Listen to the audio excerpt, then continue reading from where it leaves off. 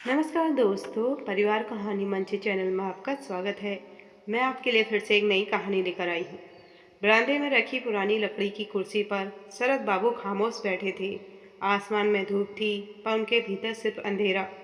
चेहरा झुर्रियों से भरा, शरीर कमजोर और आंखों में एक अदृश्य सा दर्द, जैसे जिंदगी अब भी किसी जवाब की तलाश में हो। वह पहले एक सरकारी अधिकारी थे। सम्मान, पैसा, ओहदा सब कुछ था। घर में रौनक थी, दोस्तों की भीड़ थी, रिश्तेदारों की भीड़ भी थी।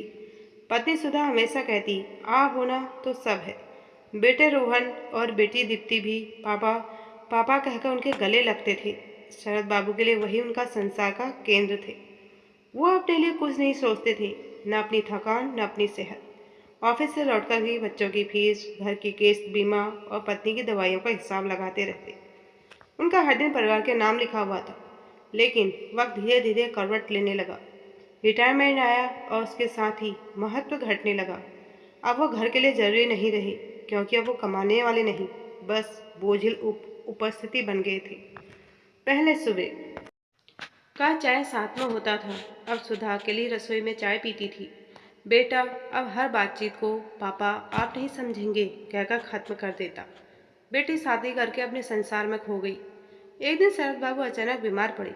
डॉक्टर ने कहा किडनी कमजोर हो रही है, डायलिसिस शुरू करना होगा। सुधा घबरा गई, बेटे को फोन लगाया। रोहन बोला, अरे माँ अभी बहुत काम है, अगले हफ्ते आता हूँ। वो अगला हफ्ता महीनों तक नहीं आया। अब शरद बाबू के दिन अस्पताल और दवाइयों के बीच गुजरने लगे। कभी किसी पड़ोसी का हाल पूछने आना तो कभी पूरी चुप्पी। धीरे धीरे वो समझने लगे कि बीमार इंसान की कोई दुनिया में नहीं होती। रात को जब वो दर्द से कहराते तो सुधा तकिया पलटकर सो जाती। शायद इसलिए नहीं कि उसे परवाह नहीं थी, बल्कि इसलिए कि वो थक चुकी थी उस जिंदगी से जो अब सिर्फ संघर्ष थी। कभी कभी शरद बाबू सोचते, क्या सच में सब कुछ झूठ था? क्या ये वही लोग हैं जिनके लिए मैंने सब कुछ कुर्बान किया था? एक दिन अस्पताल के कमरे में डॉक्टर ने सुधा से कहा, अब बहुत ज़्यादा उम्मीद नहीं है, अगर भगवान उन्हें आपस में पास बुला ले तो अच्छा होगा। सुधा चुप रही, सिर झुका लिया। उसकी आंखों से एक आंसू गिरा, मगर उस आंसू में प्यार कम, थकान ज़्यादा थी। शरद बाबू ने यह सब सुन लिया था।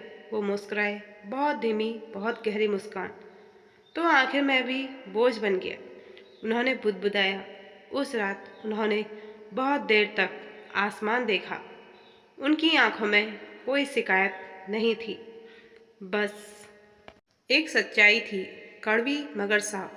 जब तक शरीर चलता है तब तक सब अपने हैं, जब रुकने लगता है तो सब धीरे धीरे दूर हो जाते हैं। कुछ दिन बाद शरद बाबू नहीं रहे। अस्पताल के बिल, सामान, दवाइयाँ सब बेटे को सौंप दी गई।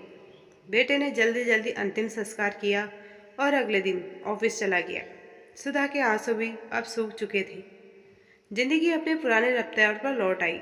लेकिन मोहल्ले में लोग आज भी कहते हैं, शरद बाबू बहुत सीधे इंसान थे, कभी किसी से कुछ नहीं मांगा, बस देते ही रहे।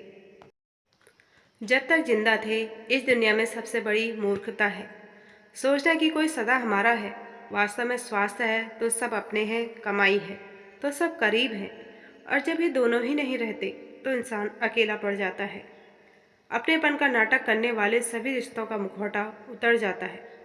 बहुत कम लोग ऐसे होते हैं जो हमेशा हर परिस्थिति में साथ देते हैं और अपनी परवाह, प्यार, देखभाल और अपनेपन से मरते इंसान को फिर से जीवन दे देते हैं। इसलिए अपने लिए जियो, अपने शरीर, अपने मन और अपनी शांति के लिए, क्योंकि जब तक आप खुद अपने साथ हैं तब तक कोई कमी नहीं है।